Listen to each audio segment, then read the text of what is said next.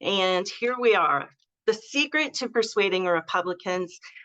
These are smart politics tools for influencing hearts and minds. Smart Politics is my organization that I founded back in 2017 to help people, particularly on the left, have more productive and persuasive conversation with folks on the right. If you're wondering who I am, my name is Karen Tamarius, and I'm a political psychiatrist. What that means is I'm trained both as a medical doctor with a specialization in psychiatry. I have done psychotherapy, given psychiatric medications, but I'm also trained in political science with an emphasis in political psychology. So I'm bringing combined skills to this project, both from the therapeutic realm and from the know-how about where public opinion comes from, what drives voting behavior, and why people change their minds. Joining me tonight is Locke Petersheim. He is, as he said, the content manager for Smart Politics, but he also helps me with a lot of other things. He's a writer and editor in his own right, and he helps me become a better writer. He edits the newsletter that I publish, usually weekly, and just has been an important collaborator throughout this project. Moving forward. There we go. Here's the agenda for tonight. And I want to say up front that we're going to move pretty fast through a lot of material. Don't get too overwhelmed with trying to learn all of the particulars. The most important thing is that you get the gist of the presentation, and afterwards, Locke is going to send you an email that's going to include a link to this video and also a PDF of all the slides, so you can review it at your leisure. You don't have to get it all now. There will be time to study afterwards.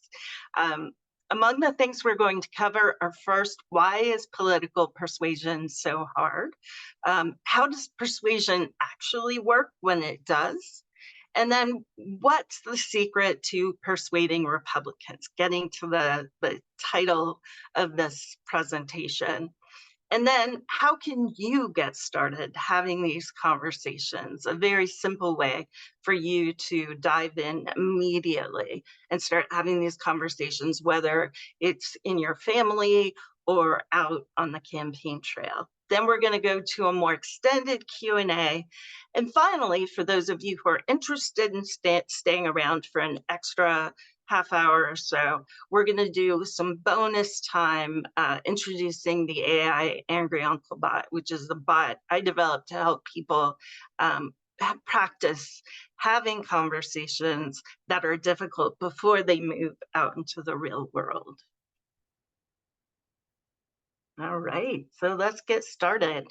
Why is it so hard to be persuasive? Why is it so hard to persuade Republicans?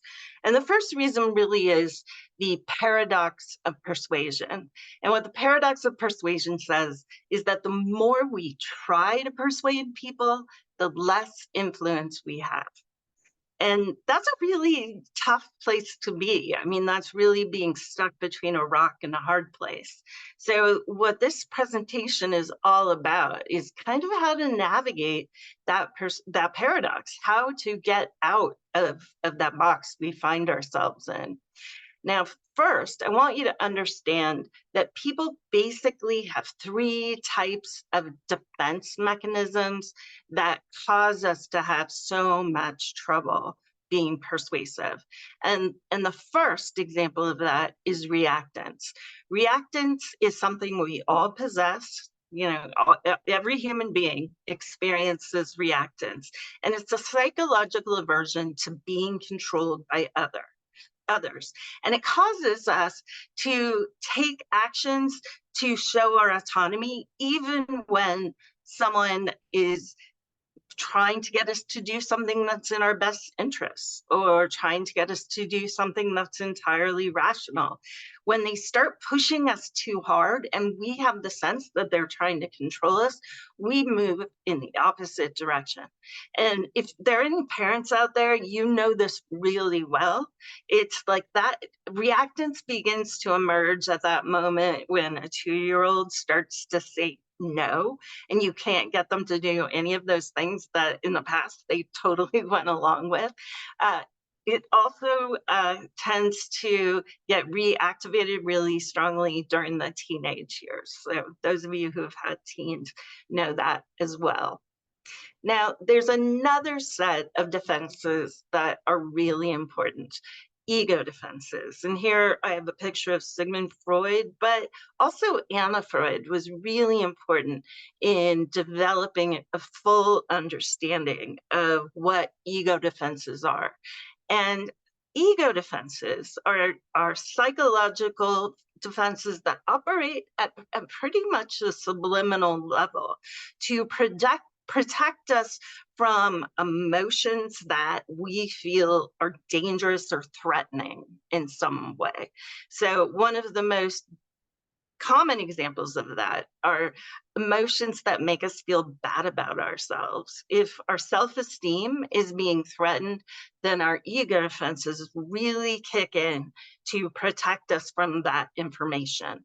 Um, and you're very familiar, I'm sure, with some of the most basic ego defenses, things like denial or projection or rationalization or intellectualization. So those come up a lot in political conversations. And if you think about it in the future, when you're having political conversations, you're going to get a lot better at identifying it when it happens. And the third type of belief system, or a third type of defense system that you have to look out for is the belief defense system. Now, none of us wants to have our worldview destabilized. It produces a lot of anxiety. And so we have an entire network of defenses that are designed to keep our views about the world and how it works stable. So some of the things that do this are confirmation bias. Confirmation bias is basically a system by which when new information comes at us that threatens our current worldview, we kind of cherry pick the parts that still support the worldview rather than revamping our entire perspective. We're always on the outlook for information that reinforces the way we already see the world. Similarly, rationalization is a way that we justify our view even when we encounter information that may seem to be contradictory. Likewise, we tend to be very dismissive of alternative evidence and arguments. So when you're talking with someone and they and you present an argument that is contrary to their worldview, this belief system, defense system kicks in and starts to justify their existing worldview and make them very resistant to change.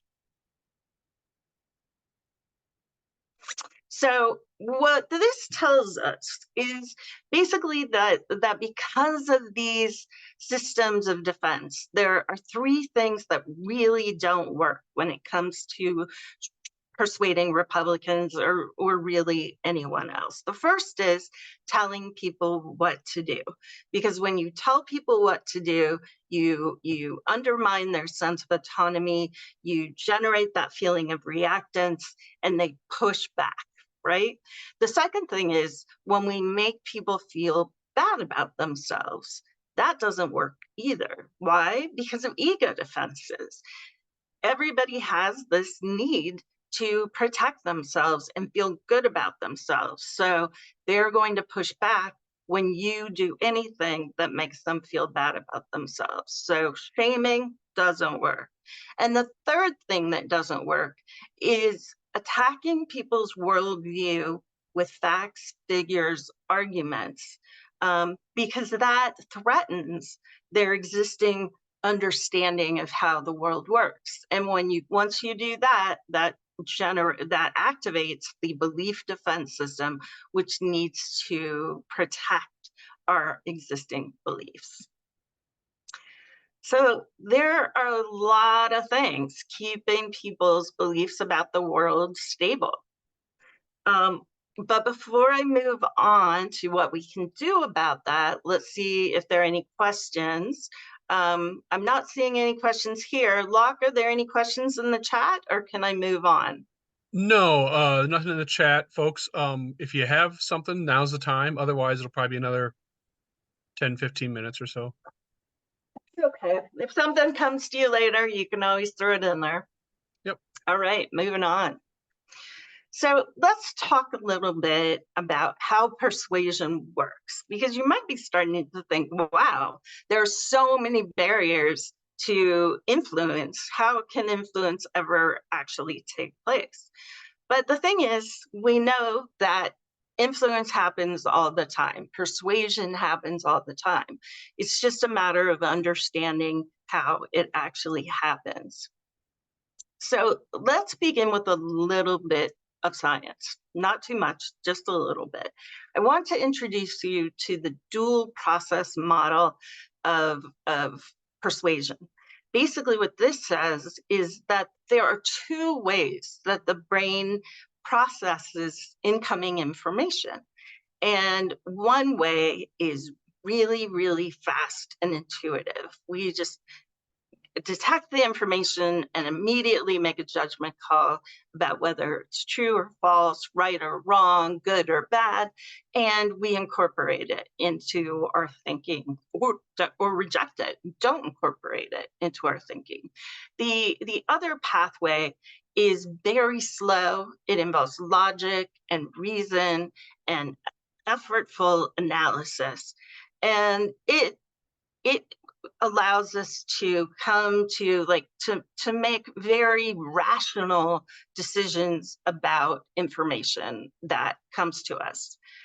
But because the reasoned analysis is so slow and requires so much energy, it's not really that important. None of us have the time and energy to sit down and make reasoned decisions about every piece of information that we get presented with. We don't have the time to consider every persuasive message in a rational way that we encounter over the course of the day.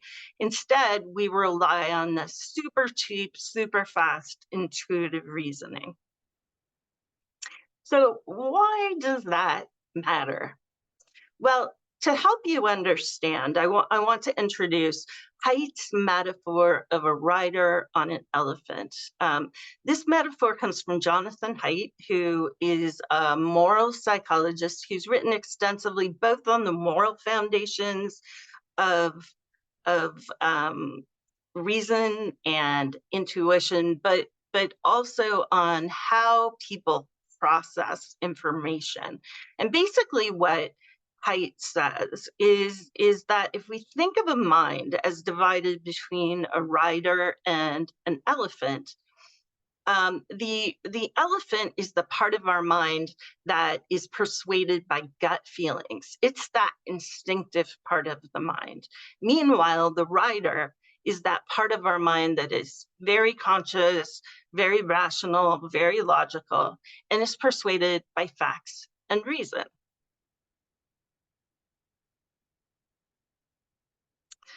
Now, this is important because if the elephant doesn't want to go somewhere, the rider can't force it.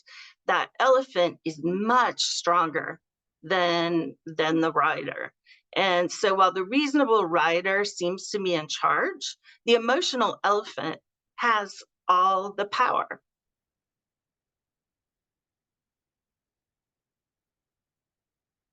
So why does this matter for political conversations?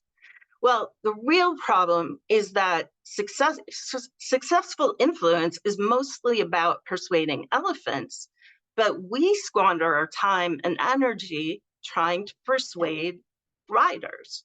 And we don't really understand why, once we've persuaded a rider, the person doesn't change their mind, right? A lot of times you can be in a conversation with someone and they actually agree with you on the facts, they agree with you on the reasons, and they're still just like, no, it just doesn't seem right, or that just doesn't seem right. I can't explain why, but my sense is that there's something wrong with what you're saying, right? We've all been there.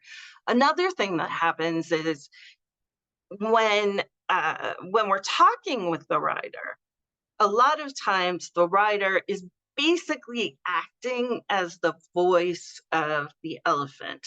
So if the elephant doesn't want to go somewhere, the writer has to like explain why the elephant doesn't want to go somewhere. So even if the writer thinks going somewhere is rational, its job is to rationalize away whatever behavior it's engaging in at the moment. And that's why sometimes you get into a conversation and you feel like you're kind of going around in circles with somebody, because they don't even know why they feel like they have to stay in this place, but they'll just keep coming up with rationalizations for their point of view that have nothing to do with the emotional foundations of their perspective. So, any questions about that before we move on? Pam pointed out that, and I noticed, you can't really ask questions through Mentimeter. Oh, something's going on with the slides, huh?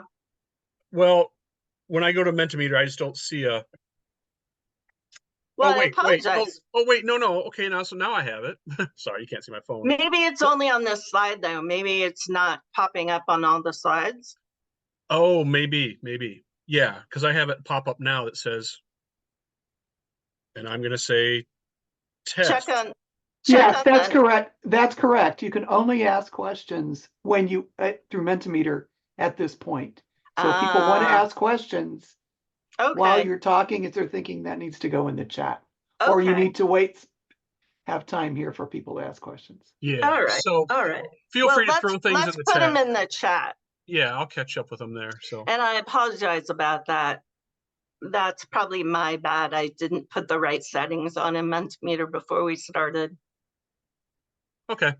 All right, moving on. So, given all of that, what is the secret to persuading Republicans? It's pretty simple, actually. The secret is to stop talking with writers and start communicating with elephants. Now, I know what you're thinking. You're like, I don't know how to talk to an elephant. We're really good at talking with writers, right? We all know the language of reason and argument and evidence. But how do you communicate with something that's really emotional? So let's consider for a moment what the key characteristics of elephants are. Elephants are pretty skittish. They're emotional. They're very social. They like to belong in herds and groups. They have strong social attachments. They are not interested in facts and reason. They just simply don't have the capacity for that. They respond to behavior and tone rather than words, because they really don't have much capacity for language. They're creatures of habit and very set in their ways, and they're wary of novelty. If you want them to do something new, you're going to have to give them some real incentives for doing it, because new things are threatening and dangerous.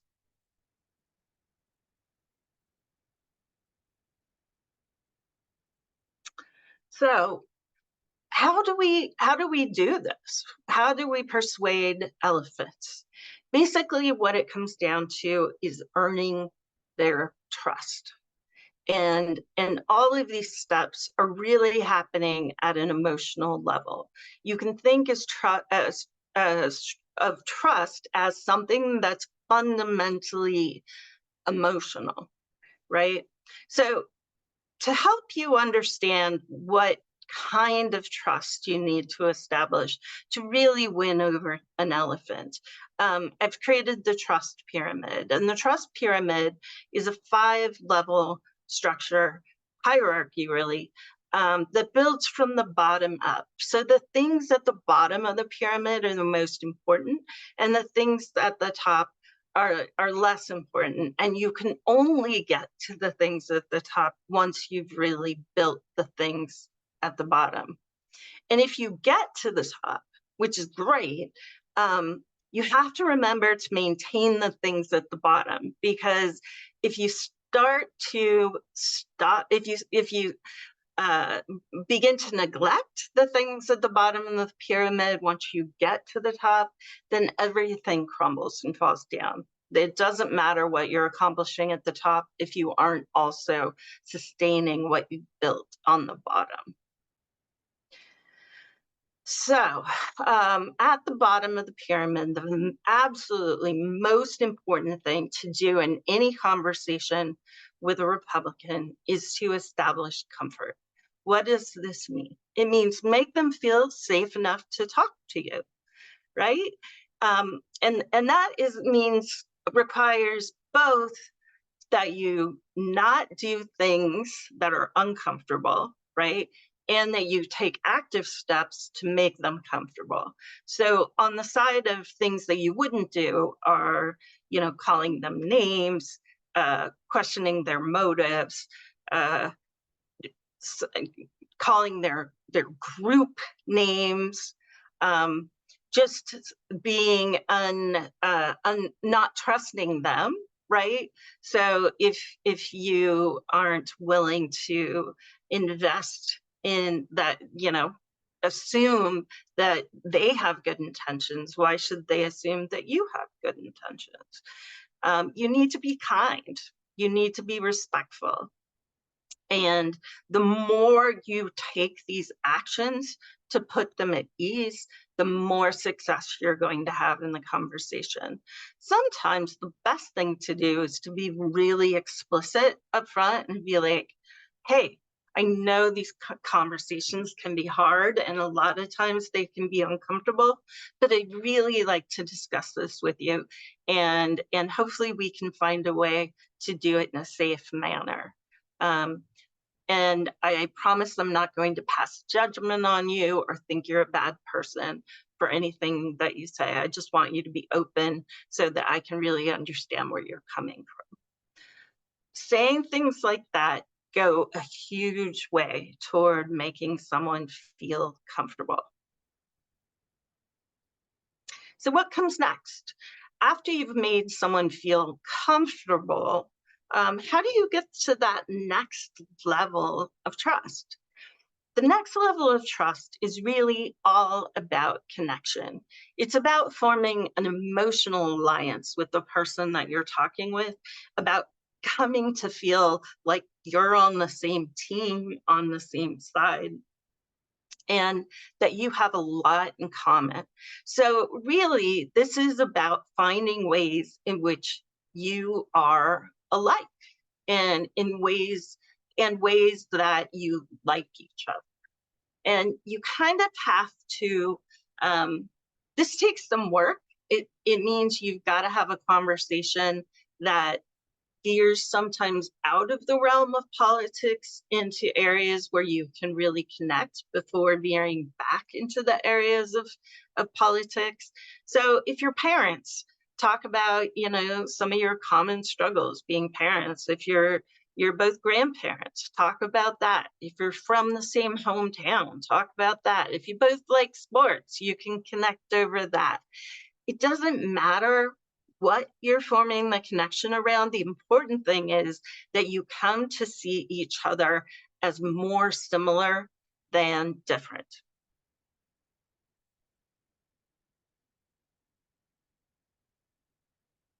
The third step in the pyramid, the third level of trust building, is comprehension. And this is absolutely essential. What it's about is learning their point of view and being able to see the world from their perspective. And this is very much about politics. It's about asking them a bunch of questions until they explain to you how they see the world, and you reach a point where you really get it. Like, you don't have to agree with what they're saying. You don't have to think it is rational in the broad sense, but you should be able to say, okay, so I imagine, if I believed all the things that you believe, like, your point of view makes a lot of sense. I'm not sure I would end up there, but I get where you're coming from. Once you're at that place, you have achieved comprehension. You get what it's like to be them. And that is absolutely essential to move on to later stages. The next thing that people really need in a conversation from you, in order to trust you enough to change their minds and listen to your perspective, is for you to express compassion. It's one of the things that I think is most interesting about progressives in our relationship with Republicans, is that we view ourselves as being incredibly compassionate people, being caring and committed to policies of care. Those are absolutely essential to our sense of identity. And yet, when it comes to feeling compassion for our fellow citizens who disagree with us, we could care less often.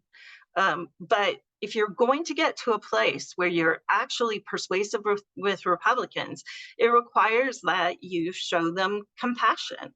And they will be more willing to listen to what you have to say if you show that you care about them, and fundamentally that you don't want them to suffer.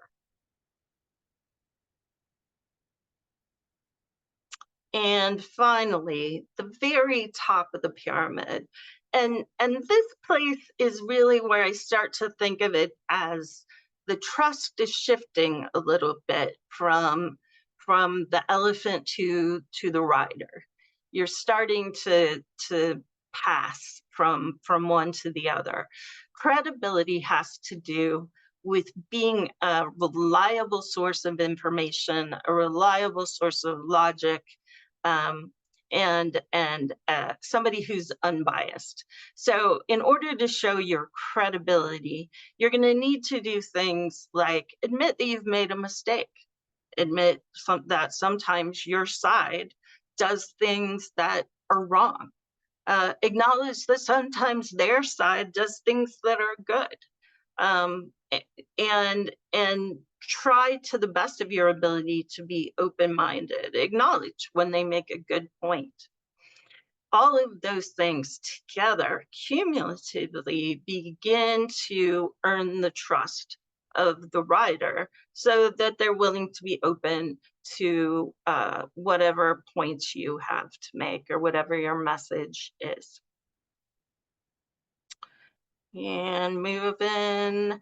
So what happens when you succeed? What happens when you earn the elephant's trust and begin to earn the trust of the rider?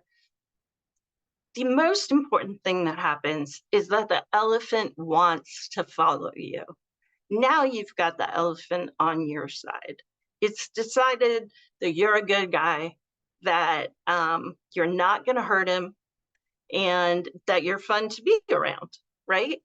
Those are all the things that have been communicated. And once that happens, then you can talk to the rider. Because if you persuade the rider to follow you, you've already got the elephant on your side. And now you've basically earned credibility with the rider. So altogether, once you have reached the rider and reached the elephant, that's when full persuasion occurs. So we've got Test here. That's great. That's me. That's you. Can I delete it? Anything you, well, I don't think so. No, Is there there's anything in the chat that we should know? not yet. Oh, okay. That's cool. Moving right along. So I bet you're wondering at this point, you're thinking to yourself, oh my gosh, that's a lot. That's a lot of stuff to remember to do in a conversation. How can I possibly get started with that? The good news is I have a tool that can help you get started. And it's the tool I really initially developed for myself when I was getting started with having conversations with Republicans. I was gradually figuring out what worked for me. And then I wrote it out so I could see it. And then I took this model right here, the persuasion conversation cycle, and I pinned it up on the corner of my screen so that whenever I was having a conversation with a Republican online, I could just look and remind myself what to do next. And that's what I really suggest you do at this point is keep this little chart handy. And now we're going to run through how exactly to use it. So the persuasion conversation cycle is a 5-step process that if you're initiating a conversation, you start with ask. If you're coming into a conversation after somebody has said a whole bunch of stuff already, then you often go to listen and skip the ask. But for now, let's assume that you are the one starting the conversation. So ask is really about getting information about the other person's views, but without making them defensive. Remember, there are 3 ways that are 3 defensive systems that we have to be really careful to avoid. We don't want to make them feel controlled, right? We don't want them to feel like we're threatening their ego. And we don't want them to feel like we are threatening their belief system. So it's really important that the questions you ask are open-ended, non-judgmental, and curious. So if, for example, you want to know about someone's views on the topic of abortion, the way to go about it would really be to say something like, I've noticed that the abortion has been in the news a lot lately, and a lot of people are really concerned about the topic. What's your take on this? As you can see, that's open-ended. It's not judgmental. I could have, my views are not clear, and I'm not suggesting that any particular view would be acceptable or unacceptable. And it's really coming from a place of curiosity, just trying to gather information. The next step in the process, not surprisingly, is to listen to whatever the person says. And I know the temptation here is to think, oh, I know how to listen. But in our culture, listening is not something we actually do well, and particularly don't do well when it comes to politics. In our culture, when we are in a conversation with someone about politics, we are usually listening to reply, or we're usually listening to rebut whatever the person says. Sometimes we're even listening to do wrong spotting, which is figure out what they say that is wrong. I borrowed the term wrong spotting from Celeste Headley. She says that it's basically when you're in a conversation with someone and you're just on high alert for them to use an incorrect fact or say express an opinion that is outside the bounds of what's appropriate, and then you pounce on them. That's not the kind of listening we're talking about. The kind of listening we're talking about is where you give the other person your full attention and you seek to understand where they're coming from more than anything else. That's what's going on in your mind. What are they trying to say to me? You don't interrupt whatever they are saying, even if you strongly disagree, even if you think they are completely out of touch with reality. Your job is simply to listen to their point of view, and let them talk as long as they want until you've fully heard them out. The next step after listening is to reflect. Reflect is probably the most important step in this process, and it's the step people most often fail to do when they start using the persuasion conversation cycle. So I can't emphasize enough how important it is. Reflection involves taking all that information that you got when you were listening and summarizing back what the other person said to the best of your ability. It doesn't have to be a comprehensive regurgitation of all that they said. I mean, sometimes people go on for 5, 7, 10 minutes with an entire rant, right? And you're not going to be able to repeat all of that. But what you should try to do is get the gist in some way, be able to name some of the feelings underlying what they're saying, be able to pick up on a theme or two of what they're saying, and be able to repeat that back. When you get really good at this, you will also be able to do things like acknowledge the implicit content in what they're saying. So be able to pull out things like values and goals, where they don't actually explicitly state what their values are or explicitly state what their goals are. But simply from listening to what they say, you can figure out what those things are and name them.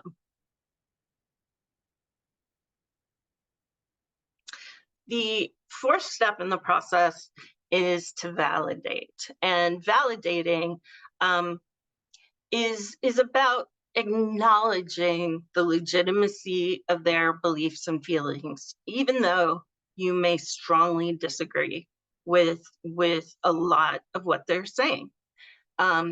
We don't question the other person's experience. Their experience is subjective, and whatever they say about what their experience is their word goes. The other thing that's really important with validating is to find common ground, agree where possible. One of the things you'll find is when you start paying attention to agreement and getting good at looking for it, you actually have a lot that you agree on. A lot of times I get into a conversation with a Republican and I agree with them on 90, 95% of what they say. It's just that there's that 5, 10% of things that I'm kind of horrified by, but you have to first take the time to name the places where you really agree with each other in order to earn that trust. And another thing that can be really helpful is to validate their concerns by describing a time when you felt the same. Even if you don't agree with whatever conclusions they draw from their experiences, if you can talk about a time when you experienced something similar and felt similarly, then that can be a really great way to connect and earn that trust. And the final step in the process that you've all been waiting for, and I know it's like it's hard, right? It's hard to wait. We all want to immediately after that listen to give our own opinion. But to be effective, you've got to go through this particular cycle. This is what it takes to create the emotional safety and trust that are necessary for persuasion to occur. So once you've gone through ask, listen, reflect, and validate, you should be at a point where they are ready to hear what you have to say. But it's important that you don't just rush in there with facts and reason and arguments, because that's going to undermine the parts of the pyramid that you've already built, particularly in the realm of comfort and connection. So what can you do instead? One of the most important ways to persuade is to shift the narrative with a personal story or anecdote. So instead of using facts and reason, give an example from your own life, or maybe an example from someone you know that contradicts the dominant narrative that this person believes about how the world works.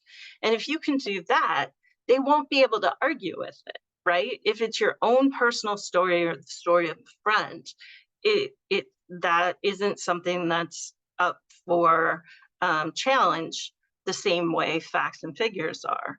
In addition, there's something about stories that basically eludes the mental defense systems that are in place. They don't seem threatening in the same way an argument does. And so it's an easy way to connect with people and get information across without having them put up those defenses.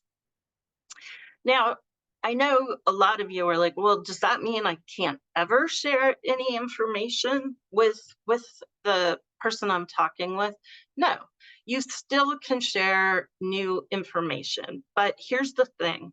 One mistake that people often make is just thinking that if they get somebody to watch a movie, or if they get somebody to read a book or some news article, then the person would learn and change their mind. That's not how it works. What research shows is that if you want to get someone to consider new information in an open state of mind, what you need to do is first get their consent. And that's where that reactance is coming into play again, right? When you hand somebody something and say, read this, they feel like you're trying to control them. But if you go to them and say, hey, I have this article that really helped me understand what's going on with this topic, and I think it might help you too. Would you be interested in reading it? And they say yes, then that's a situation where you've gotten your foot in the door and they might actually engage with the material with an open mind. So important to keep in mind when you're doing sharing that you've got to get consent first. All right. Okay, so no direct questions. Pam did mention though, the notion of looping, of going back over sometimes looping through just the first 3 or 4 2 or 3 steps. Yep. And that may happen within the conversation, you keep going back. It may happen in the next conversation, you keep going back, depending on how many times you talk to them. So looping is just the idea of you're not walking through these 5 steps and then you're done. You're going back. You might go forward and back, forward and back, forward and back, and then a little bit more forward, you know. Well, looping and looping in particular is moving through this ask, listen, and reflect, and back to ask again. Mm-hmm.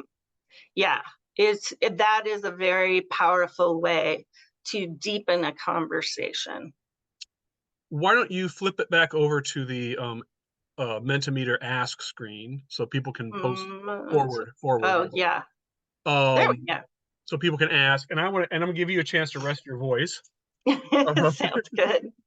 And I'll go back over some of the things. One of the things that I find the hardest in this kind of work when I started working with Karen is I really find reflect difficult, just because it sometimes feels very awkward and very artificial to say, now let me see if I understand you correctly. Or, so what I'm hearing you say And I hear Karen and other therapists in our group use that terminology all the time. And it can be that formal, because it can also just be as simple as saying, oh, so you're saying that you think that, this or that. You find a way to say it in a way that is comfortable for you, that feels natural and organic for you. That's one of the things about reflecting. On validating, now I can't even read my own notes. I don't know. Oh, beliefs and feelings. I don't know what my point about that was. Oh, well. Oh, I bet I know. Okay, you do? Okay. Yeah. I didn't mention one of the things people struggle with initially with validating is, well, what can I agree with them on? They're saying that they want people to, teachers to bring guns in schools, and like, how can I possibly agree with that? Well, the thing, what you need to think about is the step back a little, and it's really easy to agree on things like values and goals and emotions. It's really hard to agree on things like policies, politicians, political parties, and sometimes facts, like particularly in our current political climate. So let's imagine if we were in that situation where the person supports teachers bringing guns into schools to prevent school shootings, then I might be able to agree with them that, well, we have to take some kind of strong, significant step to make this stop, right? So there's a common goal. A common value is that, self-defense is important, and being for people to be able to defend themselves is an important value. An emotion would be something like, I care a lot about this issue too. I get really, when I think about this issue, it's emotionally devastating for me, and I really want to do something to help those kids. So on those 3 points, we have a lot of agreement, even though I think the idea of teachers bringing guns into school is insane. Yeah, and you can even sort of do a little bit of like emotional reflecting and say, oh, I can see you're very passionate about this, or I can see this really gets at some of your fears. The one I always think about, I always use an example with validating. This kind of also shifts over into sharing a little bit. Is I often will say to folks I'm talking to that, in 2004, for a day or two, I was kind of convinced that some voting machines in Ohio had thrown the election for Bush against Kerry. I don't know if you guys remember back then, but there was like rumors that there was something wrong with the voting machines. Nothing really came of it, and I didn't pursue it for years. But I understand how you can feel that maybe an election was rigged or something if your candidate didn't win. Hey, I think we have some questions here. Yeah, you looking at the chat? You want to read that? Oh, wait. No, actually, no, I was looking here. It says 1 of 4. Oh, okay. All right.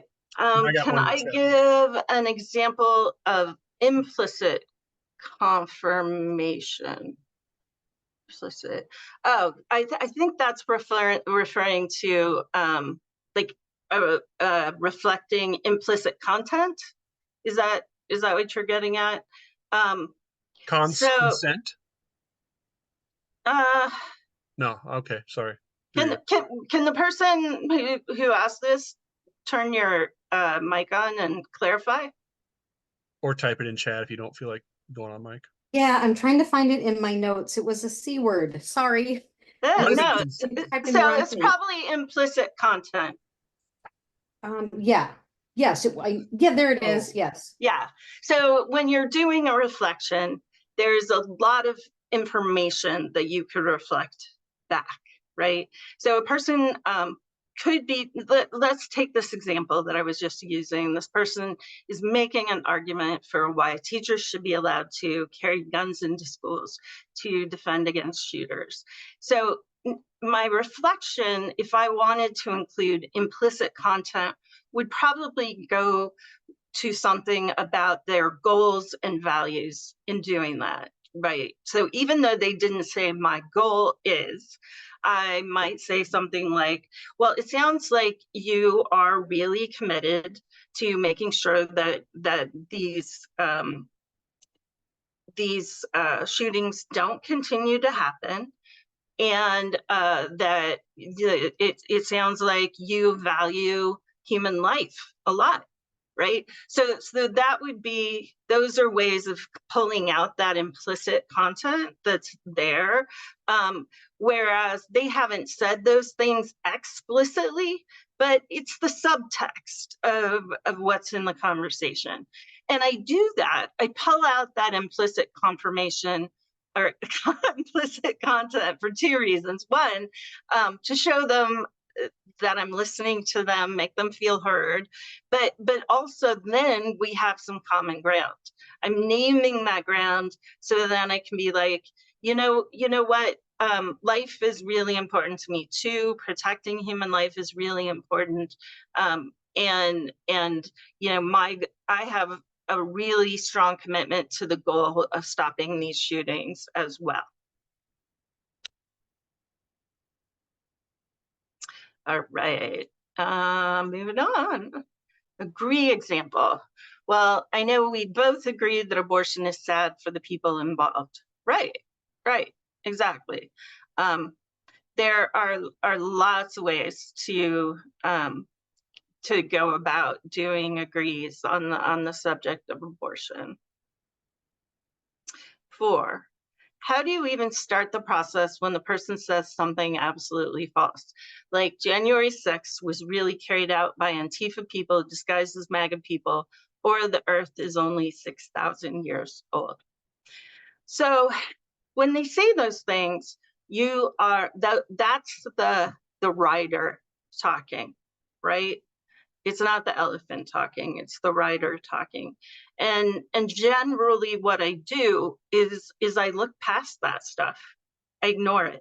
I treat it like, you know, it's like a bunch of red herrings that if I chase them, I will be led off of the trail. What I focus on is developing the relationship, because it is only via the relationship that I can challenge the false, the misinformation. So if I'm in a conversation with someone who is talking about January 6th, what I'd probably do is make a really rapid shift to talking about the underlying value of fair elections and their fear. So I'd be naming their emotion that sounds like they have a lot of fear and anxiety and worry, and that they value fair elections, and I value fair elections too.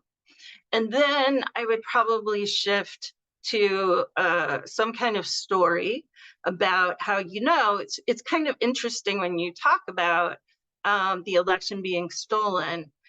For me, I have a lot of empathy. I don't agree that the 2020 election was stolen, but I have a lot of empathy for people who do agree, believe that, because, you know, there was definitely a part of me that believed that the 2016 election was stolen, because it was so hard to believe that Donald Trump was actually fairly elected. And so I think what we're getting at is, you know, both of us really want to make sure that elections are fair. And at that point, I would shift the conversation to a discussion of, well, what do you think we can do to make elections more fair? Right? So we are completely avoiding getting into a battle over the facts. We are having a genuine conversation about what matters. And in the process, because I'm not judging them, I'm not fighting with them, I'm eliciting their views, gradually their trust is going to grow. And they're going to be much more inclined over time to want to connect with my view rather than the view of someone else. I know you don't like to engage on the details, but obviously the January 6th one is the one that jumps up, and elections Right. and the security elections. If I was looking for an alternate way to engage, I might ask about Antifa. That's something I genuinely am curious about. The right. I'm curious about how the right sees Antifa and the boogeyman, you know, et cetera. And I might just say, oh, you know, it sounds like you're very concerned about Antifa. What do you think of Antifa is? You know, what do you think about it? And say, yeah, you know, sometimes I get annoyed when I see, you know, young leftists burning down coffee shops, you know, and stuff too, you know. So there's ways, and that's probably not your headline there that you would engage with. January 6th is probably, like you said, the democracy and elections and stuff. There was a great point in a podcast the other day about, you know, that if someone was if you think about someone protesting on January 6th, it's because they, in some cases, they genuinely believed a great real and credible threat against democracy had happened. You know, and so you kind of want to hear we've been talking a lot about, you know, what is the harm, the fear, and the protection against harm that the other person is trying to engage. Right. Rich, looks like we've got, oh, go ahead. Yeah, Rich posted, I don't know if there's a question, Rich, but well, good to see you back, Rich. Good to see you around. First step is recognizing how deeply influenced we are by false leftist propaganda and our resulting prejudices. This will allow us to better understand the other side because we've recognized where we are wrong. We can also understand how they are so influenced by right-wing propaganda. We can't change people for the better when we don't recognize our own errors. And yeah, you know, whether you call it leftist propaganda, or you just call it MSNBC, you know, the kinds of things that get us all worked up on our side. I think it's important to recognize that and say, yeah, when I talk to folks about when I talk to Trump voters about Trump relatives and they say, well, Biden this, Biden that, I say, you know what? I feel the same way about Trump. I think he's going to be a fascist dictator, and I think, you know, this and that. And I know that I'm getting worked up by the people I'm watching and the news I'm consuming. And so I understand how easy it is to get kind of spun up emotionally towards the other side. So next question, what do you do if you run into a snag at one level? Do you have to go back to the previous level to regain trust? Great question. Yeah, generally that is true. Like if you know, we could be working a lot on comprehension and it becomes clear the person does not feel safe in this conversation, then you do need to backtrack some and do some healing around that. And, you know, it could be as simple as naming it. It could be, you know, it seems like you're feeling kind of uncomfortable with these questions. Is that true? And, you know, if they say yes, then you can ask, is there something I can do to make it more comfortable? Or, you know, maybe we could talk about this later. We don't have to talk about this right now. It's important to be sensitive to what's going on with the other person. And sometimes they're just not in a place where they can have the conversation. Or sometimes this is a conversation they've never actually had with a Democrat, right? And that can bring up a lot of emotions. So it's okay to just, you know, end the conversation there and, you know, say we'll come back to it later. And you don't have to have the whole conversation right then. You can also kind of hand them back the wheel and say, okay, what would you like to talk about? We've been, you know, along these lines. Is there something on your mind? And yes, you are opening yourself up to a fire hose, possibly of Fox News talking points and stuff that you may find very triggering and upsetting, but letting them take over. They might feel like you've been leading them by the nose through the conversation a little bit. You've been asking all the questions. You've been doing all the reflecting. Sometimes in order to get them back engaged and trusting again, just say, okay, You go for a little bit. You tell me or ask me some questions. Yeah. Let's see. With my dad, it's just one thing after another, and it overwhelms me. Like, I can't even imagine going through a process on one topic. How might I shift that?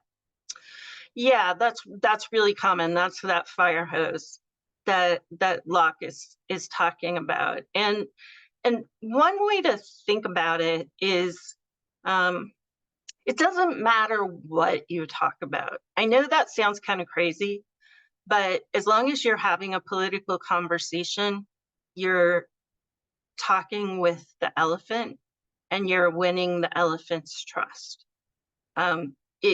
We tend to focus on the facts and the argument and what they believe, but the thing that's going to get you over the hump ultimately is just getting to a place where the person you're talking with really trusts you on to have a political conversation, really trusts you to think objectively and reasonably and fairly about politics. And so that you could be talking about abortion, you could be talking about climate change, you could be talking about guns. It doesn't really matter. So you can just kind of follow your dad wherever your dad wants to go. And don't be surprised if there isn't a whole lot of reason to the path. Like, a lot of times what you see is people just going off in a bunch of different directions, particularly if they've been consuming a lot of right-wing media. One minute they'll be talking about Hillary's emails, the next minute they'll be talking about Biden's dementia, the next minute they'll be talking about, Nancy Pelosi. And I mean, there can be a lot of stuff. The important thing, and particularly initially, is just be like, tell me more about that. What is it that's so upsetting about that for you? And being able to kind of drill down and name the underlying emotions, the underlying themes, and just keep pulling them out. This could take, one thing we haven't talked about is this can take a long time. You're not going to get a conversion in a single conversation. You're not going to get a conversion in 10 conversations. But over time, you're going to see a gradual de-radicalization rather than a shift on any one particular issue. It's going to be a lowering of the level of anger and a willingness to be open to other perspectives. Before you go on to the next one, yeah. I just realized, I was like, my brain is so slow tonight. I'm like, I haven't had any coffee. That's why I can't think. Yeah, this is the part of the show where I always make some sort of sports reference that Karen either chides me for. But one of the things I want to say about, can you go back to the one just for a second to the previous number 6? Previous question? Yeah. The idea that I like to stress to folks is that we are stronger. We have the potential to be stronger than we think we are. And so part of what you're talking about here is building up a tolerance and a strength for dealing with the fire hose, for dealing with the random rapid fire. And I will use not baseball, not football, tennis. When you're playing tennis against someone for the first time you ever played as a kid, it's hard. It goes fast. The balls are going all over the place. You practice, you get better. And the same with this, and this is a good segue for later into Angry Uncle Bot, that practicing this and building up a tolerance and building up your own strength in order to not just strength, but let's say flexibility too, to sidestep the questions, to dodge them, to roll with them a little bit. It is really hard at first. And the first time you do that, it's like walking onto a tennis court with a professional tennis player. You just don't even see the things coming at you so fast. But with time and practice, you get better. As they say, the game slows down for you. You not only see what's coming, but you get better at knowing how to just sort of deflect it and think, okay, they're saying this, but I don't need to emotionally engage with what they're saying. I can reflect that and move on. So yeah, practice, and I like to stress to folks that we are all strong. We have the potential to be stronger at this emotionally than we might think so, with a little bit of exposure and practice. And now I'm gonna get some coffee while you answer the next one. Can you realistically do this all in one conversation with someone? Yes, you can. One of my favorite things to do is be on an airplane with next to a Republican, because they're kind of like hostage. And so I can meet somebody I've never talked to before and go through this process. And by the end of the conversation, we're friends. And they're giving me their business card and asking me to call them. And it is a perfectly feasible thing to do. And actually, it's something that's done. A version of this is already being done in campaigns with deep canvassing. It's not the exact same model, but it's very similar. And research shows that with deep canvassing, you can go in, have a 15-minute conversation with a voter, and actually change their mind significantly on an issue like trans rights or abortion rights, and come back 4 months later and that change still sticks.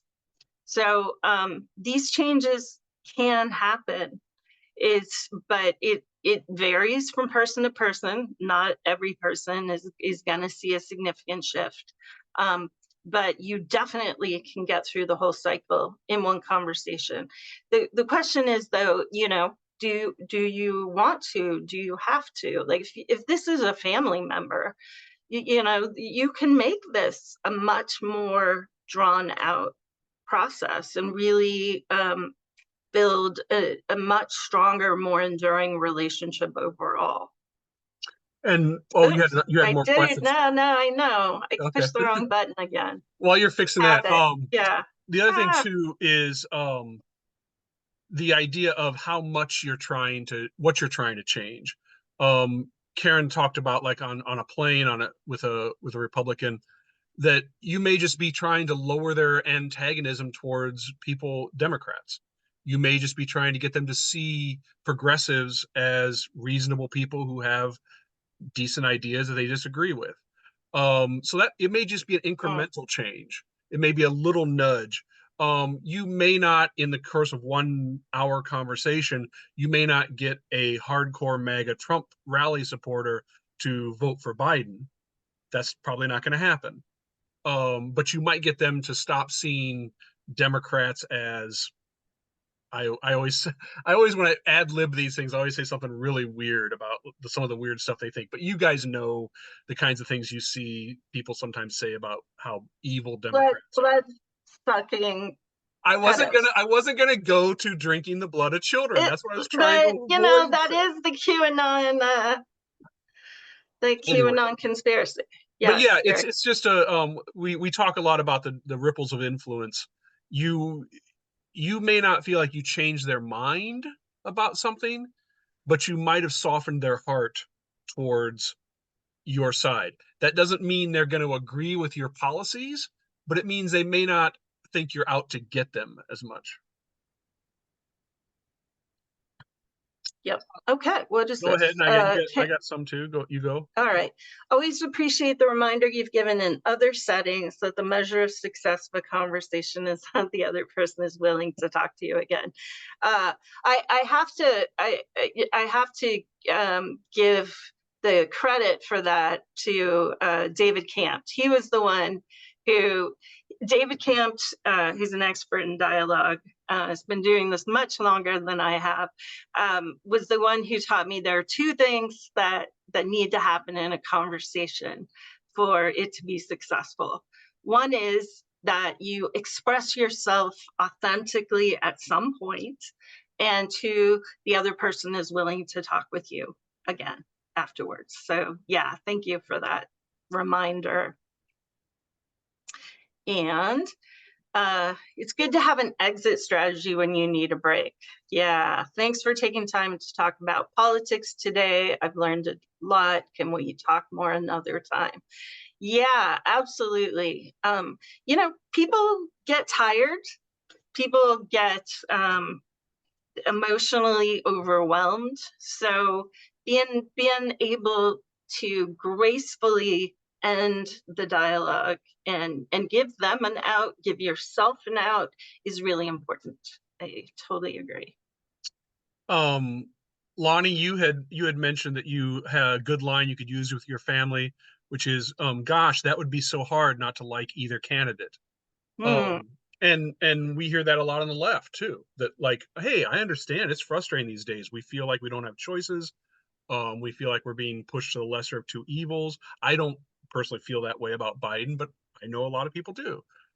So yeah, and you can commiserate with them to step back from the candidate versus candidate thing and just kind of move up a little bit and say, yeah, it's frustrating when we feel like we're not being heard and our needs and issues are not being addressed by either party, that both parties have problems, you know. That's a good tact. Thanks.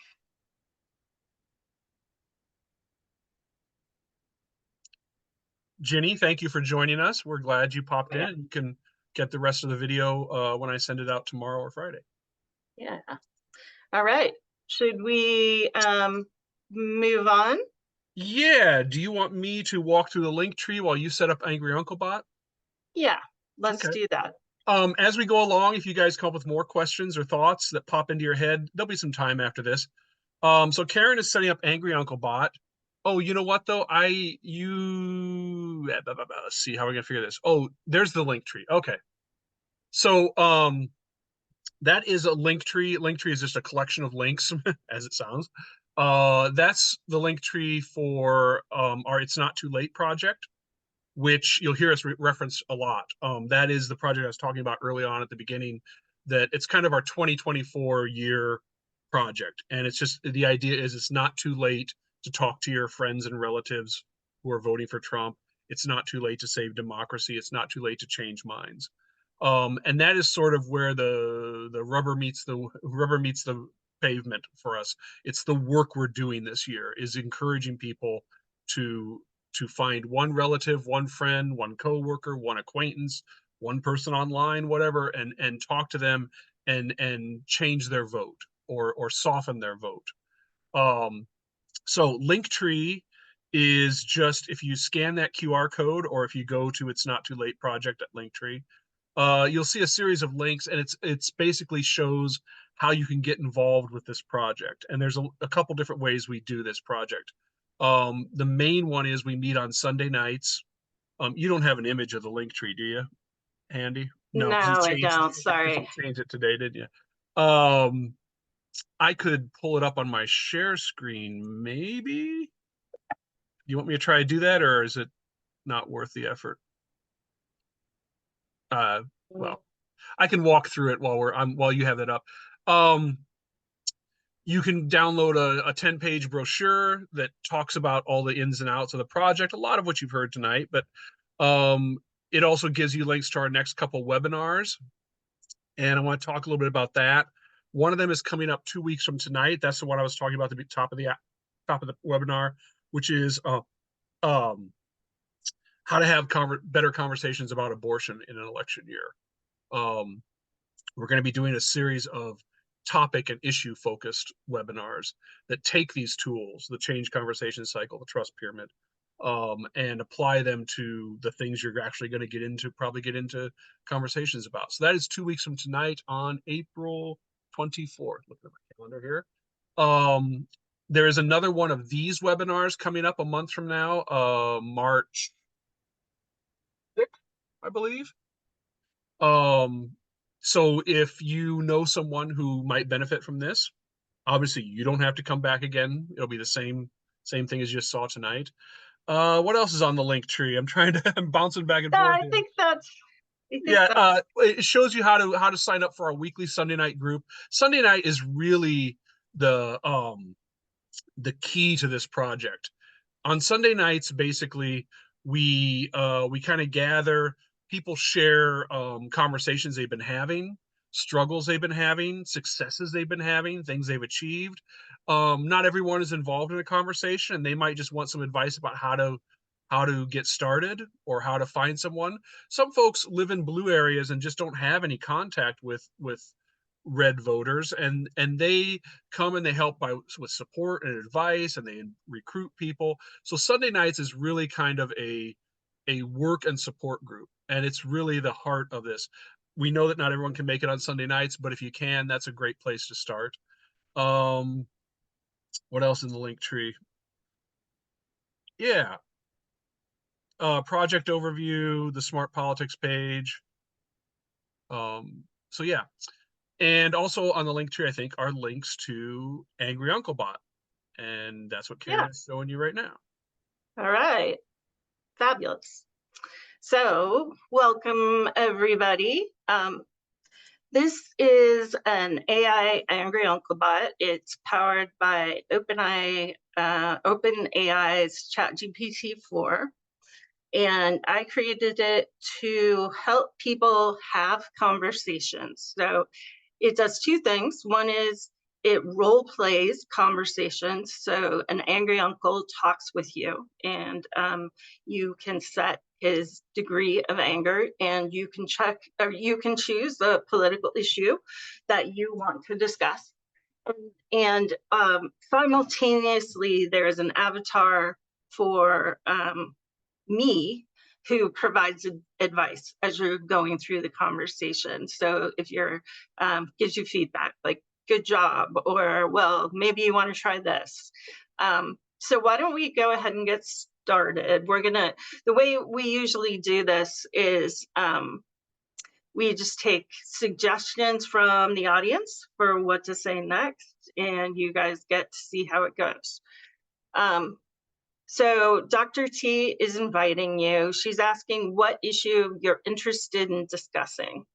Do we have anybody who has a strong preference tonight? You can say something on your microphone, or you can throw it in the chat, whichever is easiest for you.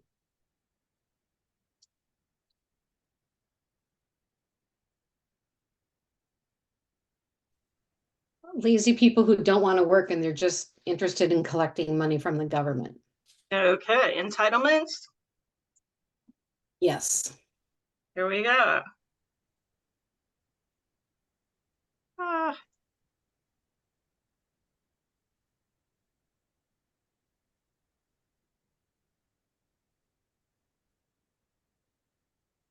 Okay, we are support and entitlements. So now it knows what side to take. So this could actually also be used by a conservative person to practice talking with a liberal. All right, now it wants to know how angry we want to be. I'm going to set it to the angriest level. So, so we have a real challenge tonight, hopefully. Although one never knows with Angry Uncle. All right, Angry Uncle says, support entitlements, you've got to be kidding me. These programs are bleeding us dry, and here you are wanting to just give away money. People need to take responsibility for themselves, not rely on handouts. So the question becomes, how might we respond to Angry Uncle at this point to get things off on the right foot? Anyone feel free to jump in either through the chat or just on your microphone if you want to think about how you would reply. Karen will type it in.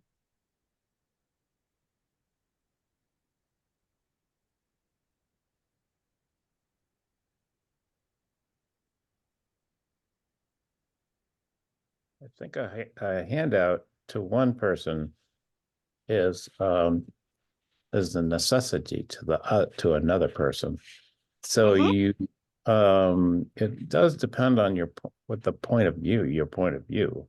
So, and we've all been in the different positions on this. So it's hard to answer whether you support entitlements or not without knowing the specific situation for that. Mm-hmm. One way to frame, Stephen, what you said, what might be to ask, remember, the top of the cycle is ask. So let's ask Angry Uncle Bot something. Let's ask him, you know, are there situations where you think people do need some sort of assistance, financial assistance from the government? Right. Good And one. maybe get him to map out his boundaries a little bit. Oh yeah, because I'm trying to change the mind of Angry Uncle. Yes. I have to remember what I'm trying to do here. All right. It's okay. That's why we have Angry Uncle. He's a practice dummy. Right. So is Angry Uncle going to respond? Yeah, Yep. Karen is typing in the question, and then both Angry Uncle and Dr. T should respond if it's working as it As should. programmed. Excellent approach. Well, sure, there are some cases where people genuinely can't help themselves, like with severe disabilities or unexpected disasters, but that's not what's happening with most of these entitlements. They're just a free ride for too many people. Now what?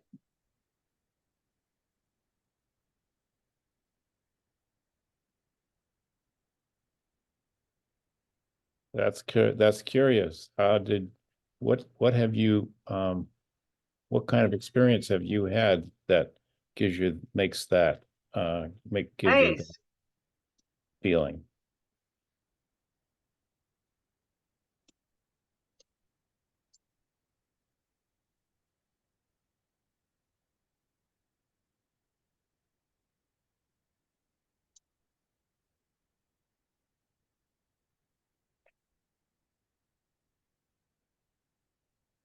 Sorry. Okay. And I like Stephen that used the word feeling. Karen didn't transcribe it exactly, but just touching on feelings and emotions is a good way of keeping things in that area. Yeah, here it is. I've seen people gaming the system, like a neighbor who's been on unemployment forever but doesn't seem to be looking for work, or folks who claim disability but can do a day's work just fine. It's those examples that get me hot under the collar.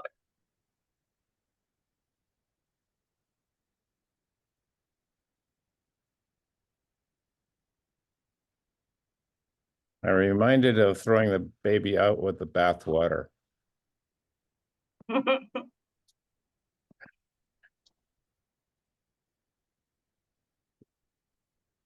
Is it worth discarding the whole system because some people are cheaters? Is that what you want to say?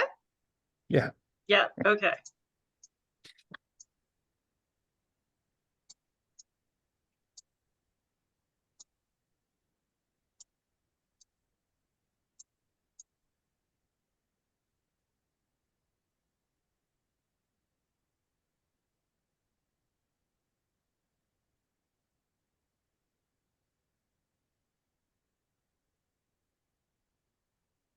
Well, no, I guess not, but we need to crack down on these cheaters hard. The system's too lenient, making it too easy for them to take advantage.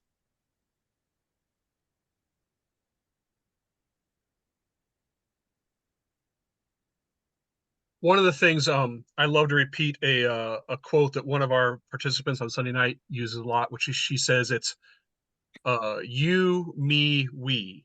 So you tell me what you're thinking about this.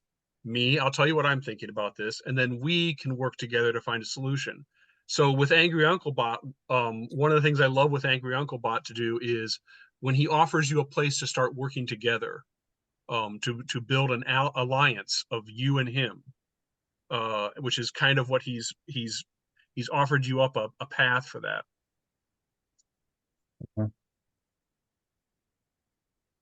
So I see Richard added something in the chat.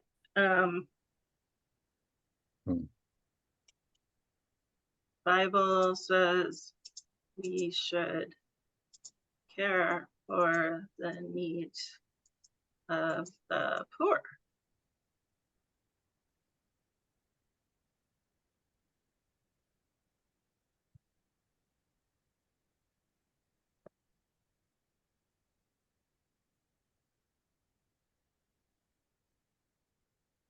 That's true. I can't argue with that, but there's a difference between charity and enabling dependency. We need balance.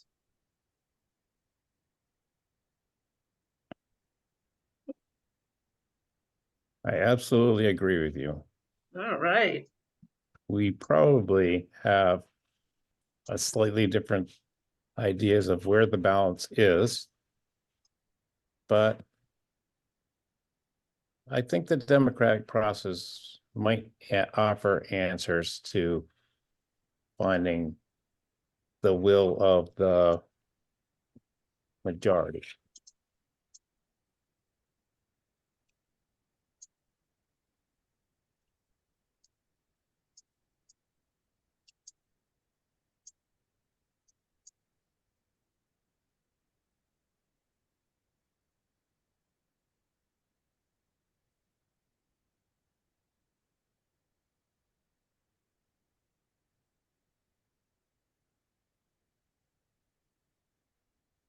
The will of the majority, eh?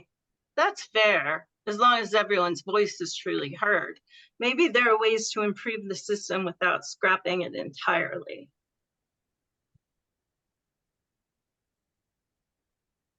Maybe we should have more people on the Angry Uncle bot. Let's see. Anybody else want to jump in? Thank you, though, Stephen. We appreciate you taking the lead. Someone has to go first. Right. So like I said before, just kind of as a prompt, when Angry Uncle Bot mentions that maybe something needs to be fixed, that's opening a huge door for us on the other side to say, okay, let's work together on what might be fixed.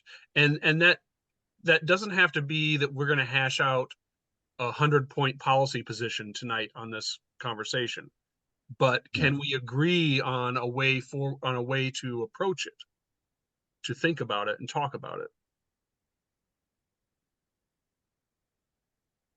So someone else, go ahead. I don't mean to lay it all out.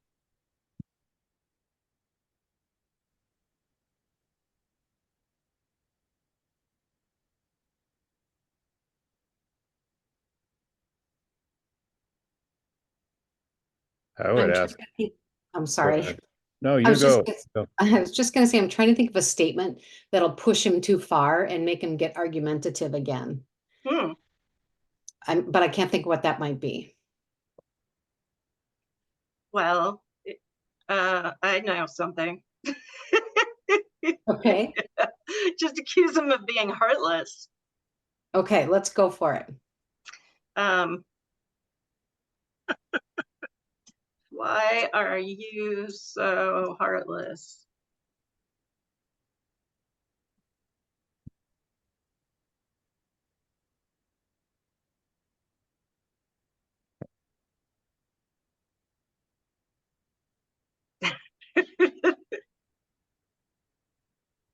Hey, I'm not heartless. I just think people should take more responsibility for their lives. But I get it. Not everyone's situation is the same. Wow, he didn't ramp up again. He didn't ramp up again. He was chilled enough. It literally caused me pain to ask him, to hear you ask him that. It was like, oh, we're going backwards. But I appreciate it, Lonnie. Backwards, right? That's like whenever I'd play those sim games, I'd immediately like create a Godzilla to smash the entire city.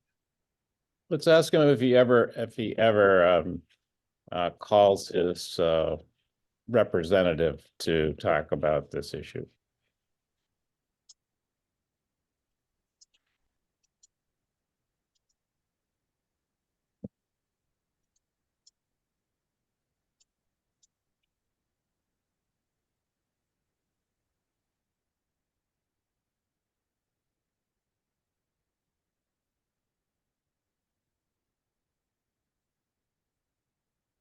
Well, I haven't, but maybe I should. It's one thing to rant about it, but another to actually do something that could lead to change.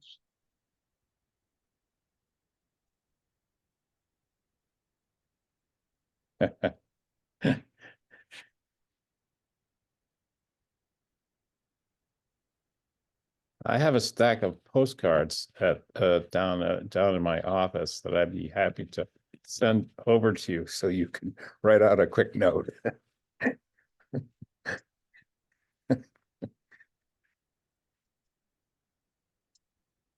No charge.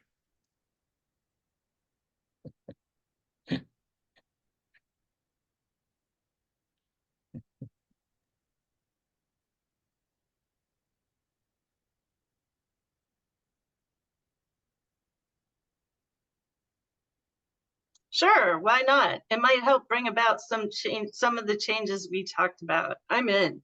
Just don't expect me to write a love letter to entitlements. There you go. Pretty good. Yeah. Oh, yeah. Okay, I'll write one also.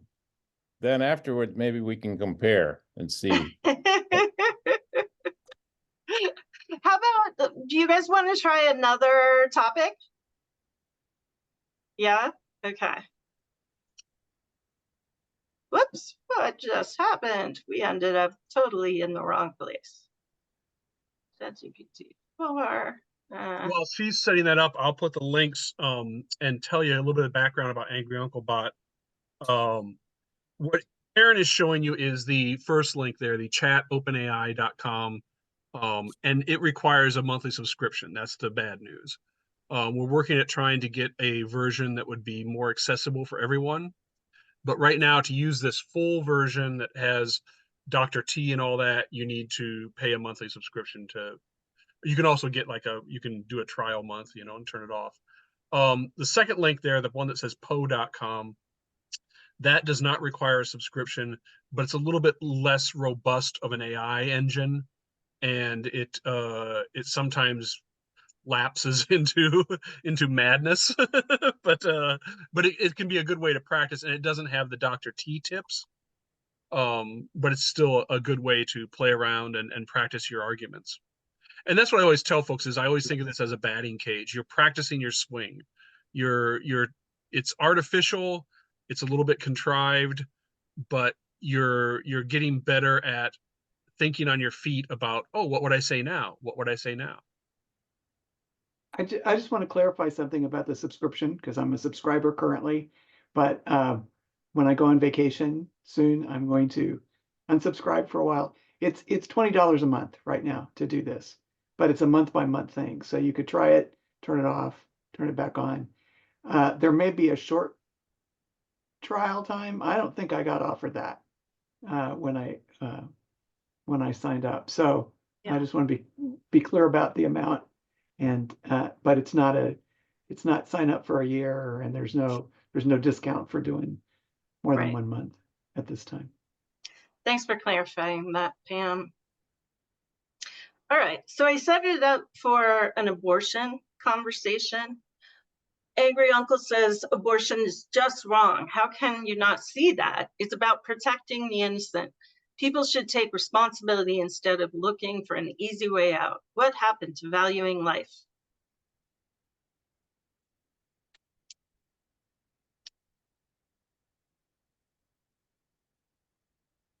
And you can call things out or put them in the chat.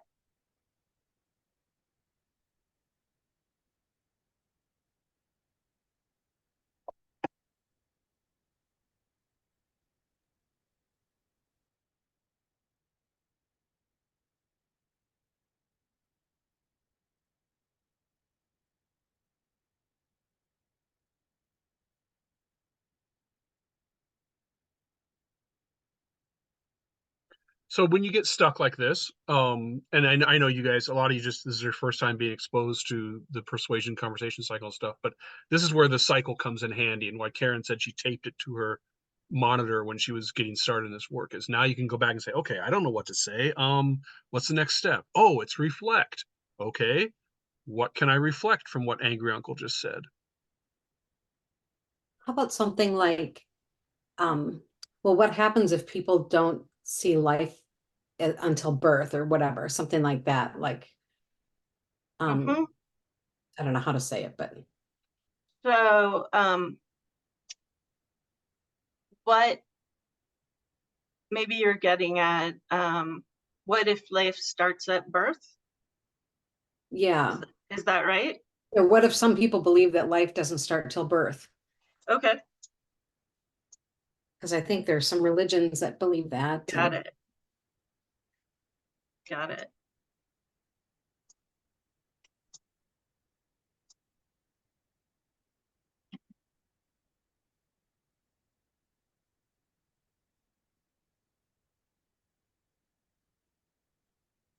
Oh no, internal server error. All right, regenerate the response. Not start until birth. That's just avoiding the real issue. Science clearly shows life begins long before birth. Ignoring that just to justify abortion is irresponsible.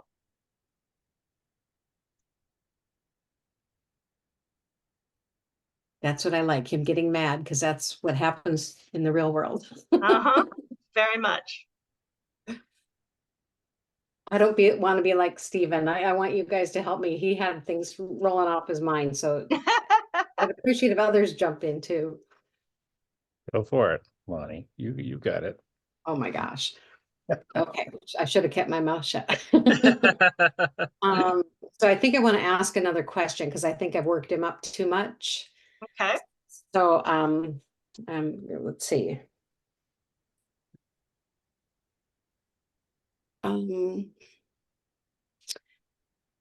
How about, so can you think of any times where abortion might be acceptable?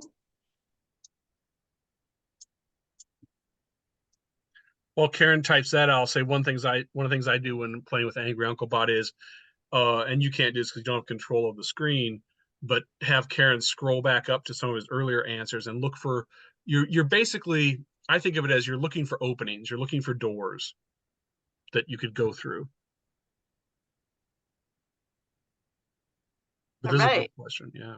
Acceptable, maybe in extreme cases like danger to the mother's life, but it's become way too common as a form of birth control. People need to think about the consequences of their actions.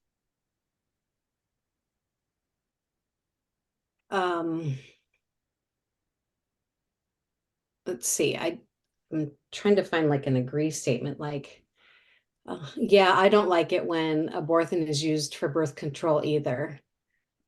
But I'm not sure I feel right about controlling somebody's body.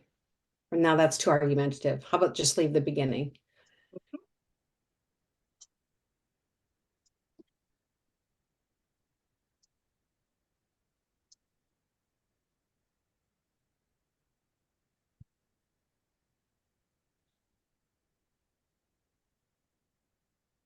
Well, at least we agree on something, but there's still too much leniency. We need stricter laws to prevent abuse of the system.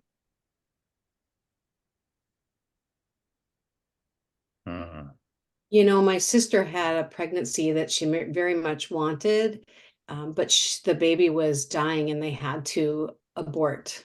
It was really sad. Look at Lonnie learning how, taking this sharing a story part. Very good. Fantastic. I have that one on my tip of my tongue because that did happen in my family. And now she's a Trump voter.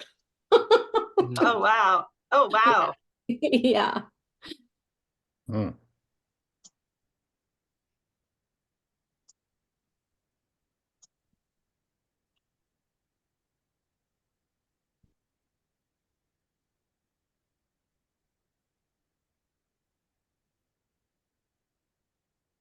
That's truly heartbreaking. In cases like that, I can understand why an abortion might be necessary.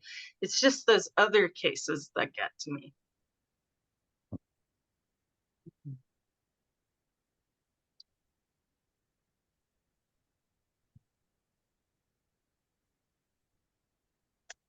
I'm kind of stuck, you guys.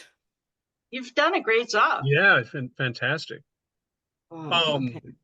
I've run abortion conversations with Angry Uncle Bot before myself. One of the things, and this could also been applied to the entitlement conversation too, is if you get to a point where where you feel like you're kind of connecting and working together, you can get into questions like, well, so how do we figure out who decides? How do There you go. we, how do we figure out who makes these decisions for people about? Yeah. Can we ask that one? Sure. Sure.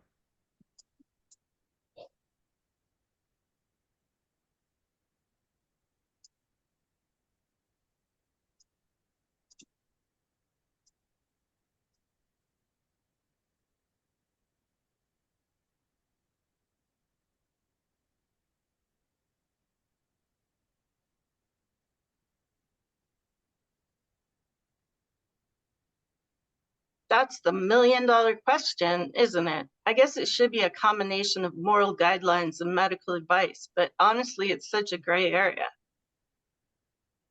Mhm. Well, that's interesting.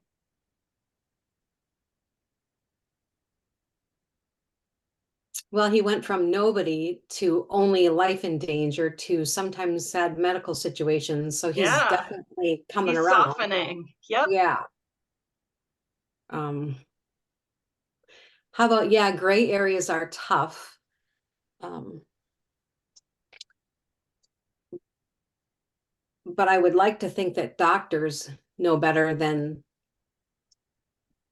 your average person. I don't know. How about doctors know better than politicians? There we go. Oh, yeah, that's a good one.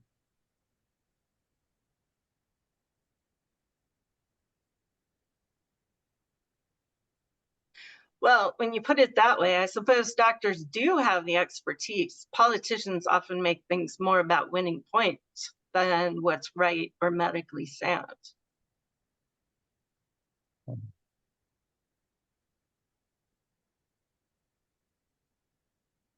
Yeah, I don't like it either when politicians are just trying to appease their base. Is that what winning points would mean? Mm-hmm. Okay.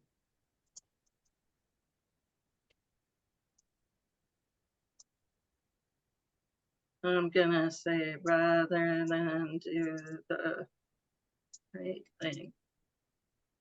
Just to put a Yeah. period on it. Exactly. It's frustrating. Decisions like this shouldn't be political tools. They should be based on facts, ethics, and individual circumstances. Nice. Yeah. This Now, guy's is not this where you can angry. start getting to the tell? Can you start there with the share? You can keep going. One of the things I like to do is I'd be kind of curious at this point to figure out where he's actually standing. Like where he's falling on the issue now, because we know he's moved, but Yeah. how far has he moved? So I might ask him, on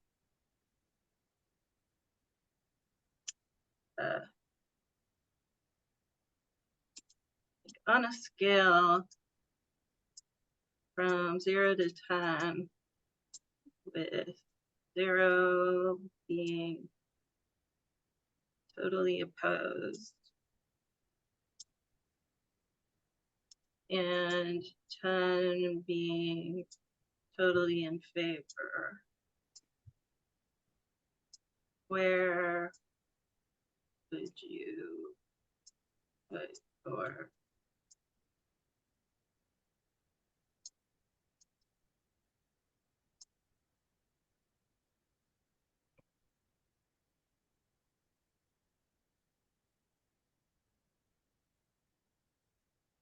I started closer to a 0, but after talking, maybe I'm more around a 4 or 5. I still have reservations, but I see it's not black and white. Mm. All right, so now we have a good sense.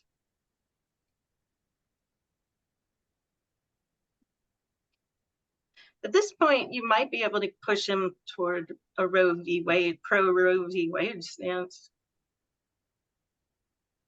Or would Might I be able to want to get ask him to list out situations where he would be accepting of it?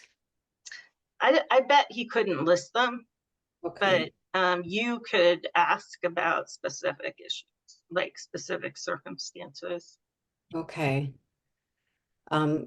Well, Uncle Bob, what would happen if a 15-year-old girl was raped? Do you think that would be an acceptable situation for an abortion? You know, I don't even care if she's 15. How about a woman? You know, it shouldn't just be a young person, so yeah.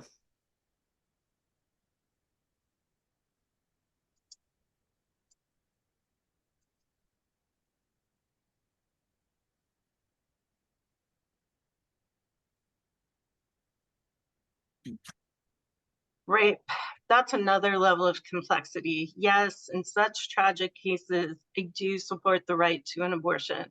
No one should be forced to carry a pregnancy resulting from such a violent act.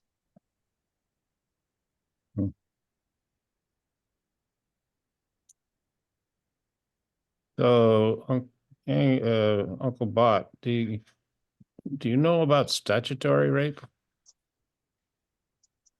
That's maybe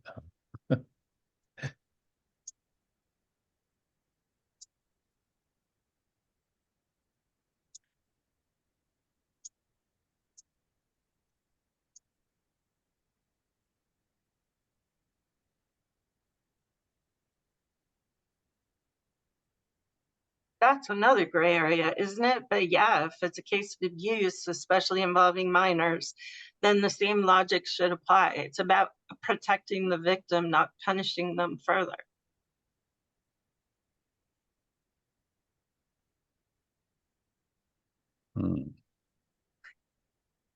So I would be thinking at this point about doing a reflection that kind of captures maybe where he is now sort of globally on this issue. I think Highlighting, Richard has that in the comments, maybe. Is that what you're talking about? Should the state be involved in the practice of forcing young girls and women to bear children? So he's asking if the government should get involved. Is that what you're talking about, Karen?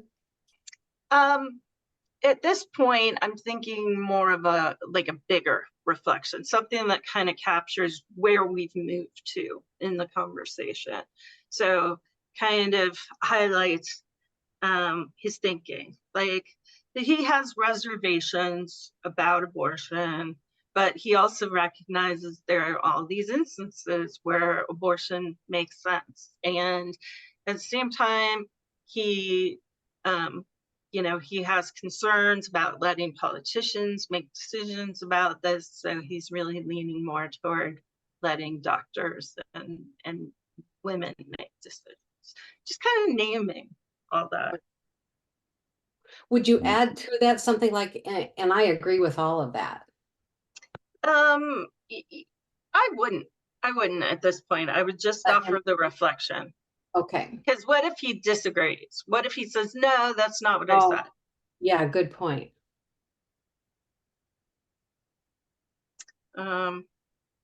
Okay, let's see if I can come up with.